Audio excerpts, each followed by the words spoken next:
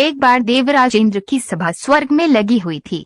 इसमें दुर्वासा ऋषि भी भाग ले रहे थे। जिस समय सभा में विचार विमर्श चल रहा था, उसी समय सभा के मध्य ही पुंजिक स्थली नामक इंद्रलोक की अप्सरा बार बार इधर से उधर आ जा रही थी। सभा के मध्य पुंजिक स्थली का यह आचरण ऋषि दुर्वासा को अच्छा न लगा। दुर्वासा ऋषि अपने क्रोध के लिए प्रसिद्ध हैं।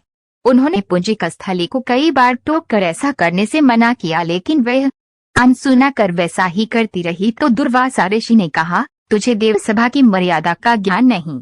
तू कैसी देव अप्सरा है जो वानरियों की तरह बार बार आ जाकर सभा में व्यवधान डाल रही है।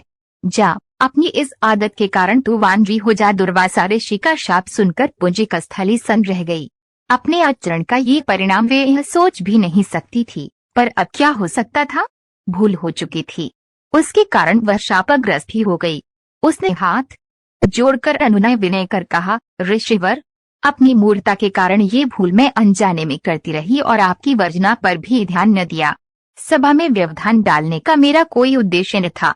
कृपया बताइए, अब आपके इस श्राप से मेरा उद्धार कैसे होगा। अप्सरा की विनती सुनकर ऋषि दुर्वासा पसीजे बोले, अपनी इस चंचलता के कारण अगले जन्म में तू वानर जाति के राजा विरज की कन्या के रूप में जन्म लेगी। तू देव सभा की अप्सरा है। तेरे गर्भ से एक महान बलशाली यशस्वी तथा प्रभु भक्त बालक का जन्म होगा। पुंजिक अप्सरा को संतोष हुआ।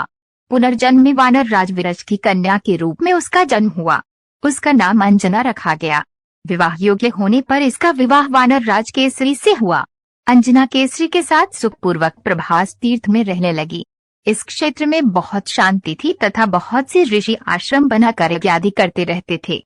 एक बार ऐसा हुआ कि वन में विचरने वाला शंखबल नामक जंगली हाथी प्रमत्त हो उठा तथा वन में उत्पात मचाने लगा। उसने कई आश्रमों को रौंद डाला, यज्ञ वेदियां नष्ट कर दी। उसके भय से भागते हुए अनेक तपस्वी बालक आहत हो गए। कई आश्रम उजड़ गए।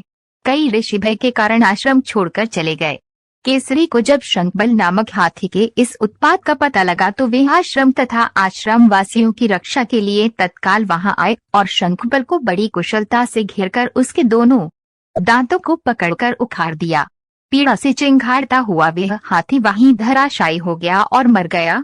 आश्रम की रक्षा के लिए उनके अचानक पहुंचने तथा हाथी को मारकर आश्रम वासियों को निर्भय कर देने वाले केसरी का ऐसा बल देखकर ऋषि मुनि बहुत प्रसन्न हुए और केसरी के पास आकर आशीर्वाद देते हुए कहा, वानर राज केसरी, जिस प्रकार तुमने आज हम सब की तथा आश्रम की रक्षा की, इसी प्रकार भविष्य में तुम्हारा होने वाला पुत्र पवन जैसे वे बाला होगा तथा रुद्र जैसा महान बलशाली होगा।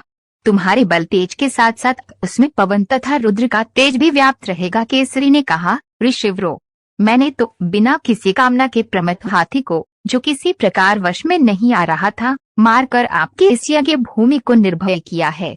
आपका दिया यह स्वट आशीर्वाद मुझे शिरोधार्य है। केसरी ऋषियों को प्रणाम कर चले गए। समय आने पर अंजना के गर्भ से एक बालक का जन्म हुआ।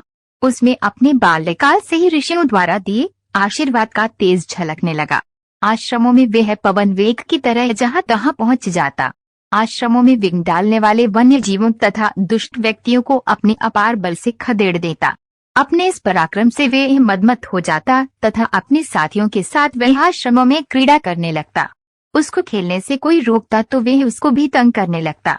बालक तो था ही, उसके बाल कौतुक से जब ऋषियों को असुविधा होने लगी तथा उनके पूजा पाठ और यज्ञ में व्यवधान आने लगा तो उन्होंने उसके स्वभाव में शांति लेने के लिए आशीर्वाद जैसा शाप दिया कि तुम अपने बल को हमेशा भूले रहोगे। जब कोई तुम्हें आवश्यक होने पर तुम्हारे बल की याद दिलाएगा तब फिर तुम्हें अपार बल जागृत हो जाएगा। इससे वह बालक शांत स्वभाव का हो गया।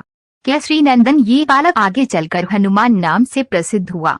सीता जी की खोज के लिए जब कोई समुद्र पार करने का साहस नहीं कर रहा था और हनुमान भी चुप बैठे थे तो जामवंत ने हनुमान जी को उनके बल की याद दिलाई थी।